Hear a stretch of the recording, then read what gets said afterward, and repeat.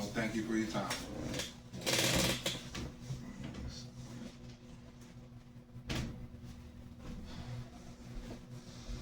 My first question, how do you identify inside and outside factors affecting your business industry? Okay. A lot of what we do is there's some automated software that we have that tracks our comp sets. So every hotel bases off a lot of their information off of similar properties. We base off our prices and what we provide off of, I think we have 6 properties in our comp set. And there's usually paying attention to the news, demand, like with the City of Omaha, there's a lot of like construction projects that take place.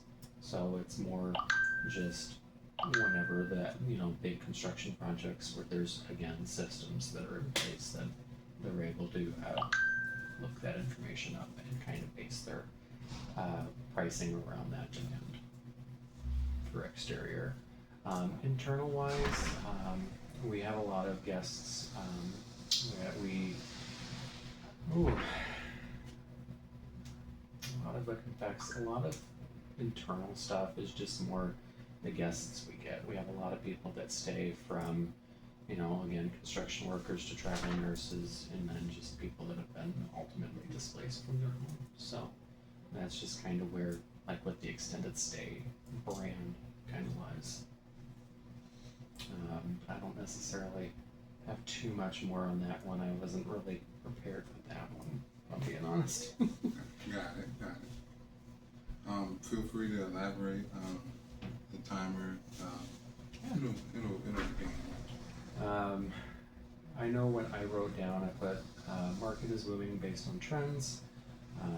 We have a lot of companies that are doing a lot of different construction projects. There's a lot of temporary project-based labor. So obviously with extended stay, there's a lot of flexible need, long-term housing. Usually inflation is kind of our issue that we would provide, Airbnbs, those styles. I would say those are kind of more of our rivals. Weaknesses, technology, honestly, payments, collecting, yeah. That's kind of where I have for that answer. Okay, and as far as the external, as far as the outside factors, you cover those, and what about the inside factors that affect your business, as far as the employee? I guess now that you phrased it that way, a lot of it is, again, staffing. It's making sure that we have the right team, that we are providing a clean room and a friendly smile.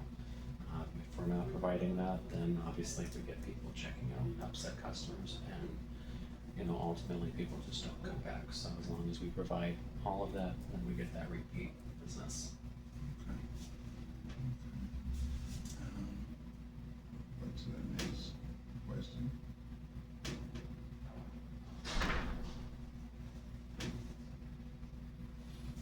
And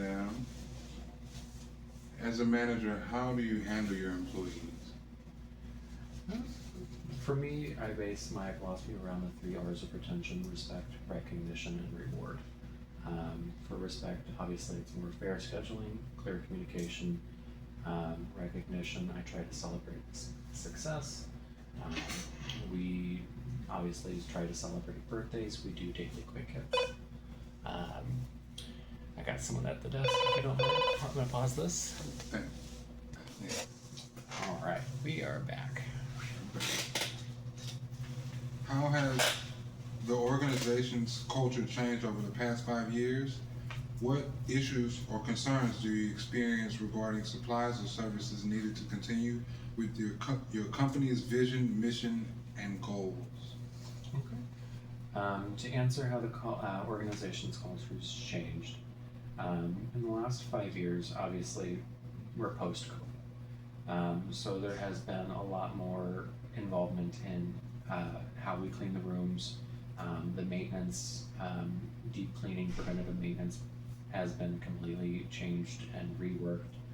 Um, there's been a lot more push for digital, more automation.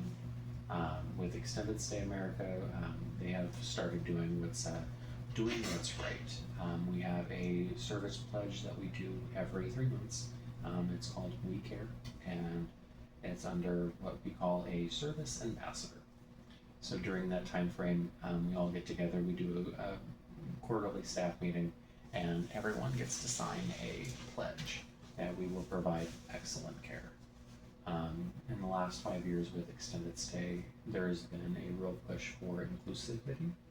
I know in this year alone, there has been a big push with more company-wide paid holidays like Juneteenth, and various different things like celebrating Pride Month. So I would definitely say that there's been a overall change in the corporate culture. Issues and concerns has been more just obviously cost and quality. Obviously prices are going up, and like with the rising tariffs, there's been a lot of just changes overall in how we were 5 years ago. There's been more push to be more lean, essentially with like staffing. There's been a overall change in just the atmosphere, like how we perform housekeeping and everything like that. Finding staff has become tough. Just efficiency and retention are usually an issue with a lot of properties, and I will say with this one as well. And technology has been kind of a concern. It's always an ongoing battle. Understandable. What factors do you consider when making staffing decisions or restructuring teams? Is working remotely an option for your organization? If yes, what challenges does working remotely affect your company's efficiency and effectiveness? Okay. With how I manage, it is very much the 3 R's of retention. I respect my employees. I obviously would require that respect back. I recognize the small successes. Trying to use positive guest feedback. If there was any shout outs, we try and post any positive reviews and let everyone know. We do daily quick hits, so as a staff every morning we get together, we go over like what our occupancy is, what our arrivals are, and then just what the overall plan for the day is. And then we try and plan what the next week is going to be. And then I try and reward as best as I can. Obviously trying to provide meals. If I've been able to do gift cards in the past, I haven't really been able to do that recently, but I try my hardest to make sure that my staff know that they're empowered, they're seen, they're heard, and everything like that. With staffing decisions, obviously it's more just the volume of the hotel. So during peak seasons, like during summer, beginning, late spring, summer, and early fall, obviously we're sold out. It is our busy season, so obviously we need to have additional staff to be able to provide for that demand. Obviously during this time frame, it's now November, we're starting to become early winter. With that involvement, obviously we do start to reduce staffing and start shrinking the hours for like housekeeping and everything. But with Extended Stay, we try to cross-train as best as we can to just try and retain.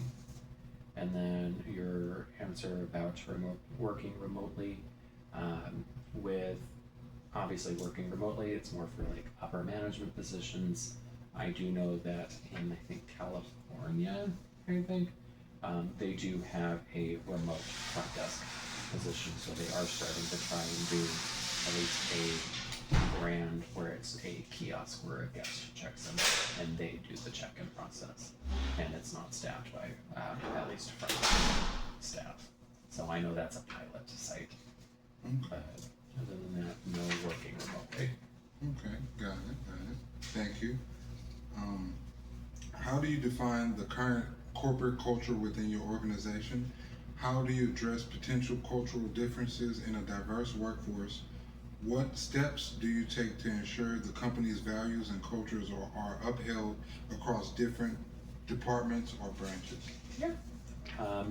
So with extended stay, as I mentioned, we do what's called a care ambassador. So everyone is given a booklet in their training. They are also shown more responsibility. One second. It's great. All right. Let's see, corporate culture and alignment with culture. It is a value driven with Extended Stay America specifically. They are obviously very value driven with providing genuine care and with doing what's right. Obviously, we try and do our best to make sure that our associates are taken care of, so then the associates can then take care of our guests. With cultural differences and with a diverse workforce, obviously I am a transgender woman in a management role. I can obviously validate their commitment to equality for all employees. I know with Extended Stay America, we do what's called a, I can't remember the name of the acronym, but we do a cultural meeting.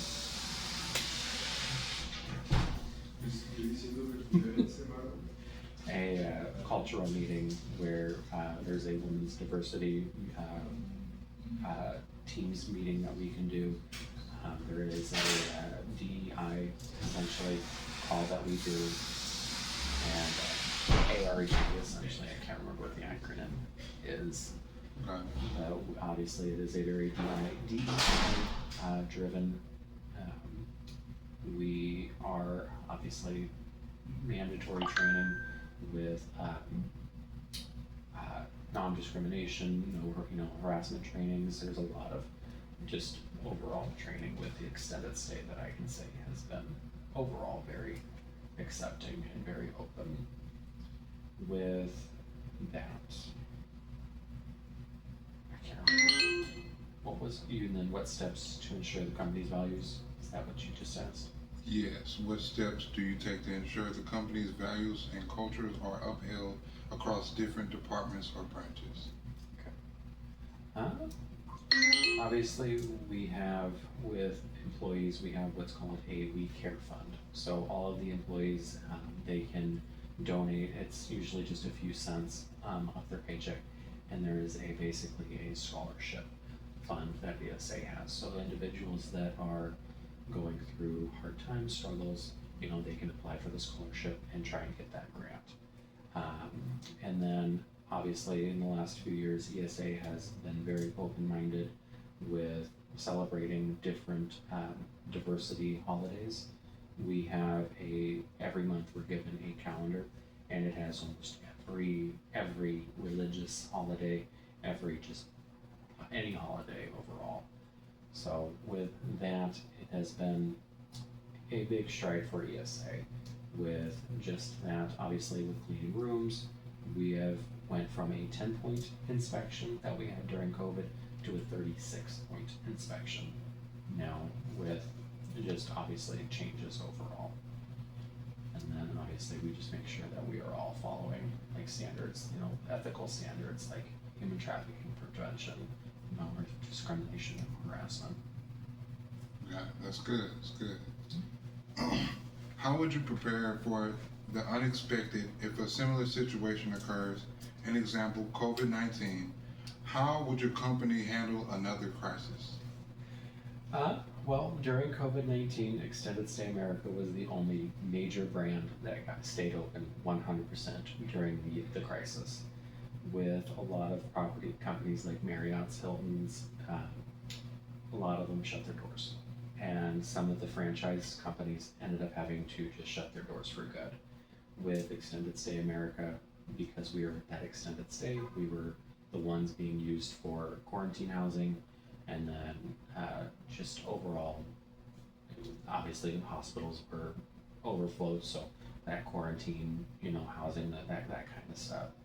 So with ESA, we're more of a resilient brand, and that's just any extended stay model. Marriott's extended stays, Hilton's extended stays, they were the ones that were the most successful. during that time frame. Obviously, learning from the past, we during that time frame obviously developed different cleaning standards, different SOPs just for that. There was different protocols that got started that weren't initially there. So it would just be trying to minimize that interaction with guests while still trying to maintain that customer service facing atmosphere.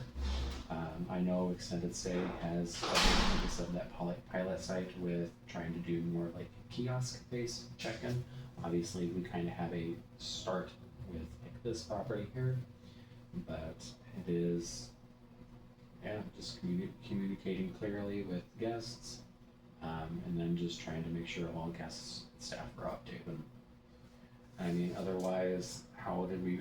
I mean, the biggest issue was again a lot of construction workers were going home. There wasn't a lot of projects, so it was a big hit, at least in that aspect with the models. But overall, I think with like especially Extended Stay, we would just stay confident. We would obviously build healthier standards and try to help build that guest confidence with our guests, like providing collateral in the room like we did back in 2020. So it was a fun time. Yes, understandable. I understand. How would you use the management functions: planning, organizing, leading, and controlling? Well, with planning, obviously it's setting goals with the staff. It's setting goals just overall with the property. We run daily reports. Obviously we try and run weekly reports, try and forecast, kind of how the demand of the hotel is going to be. Obviously I work well with revenue and our sales team to try and help correlate pricing to be obviously competitive with other comp sets and other brands. One moment while I pause.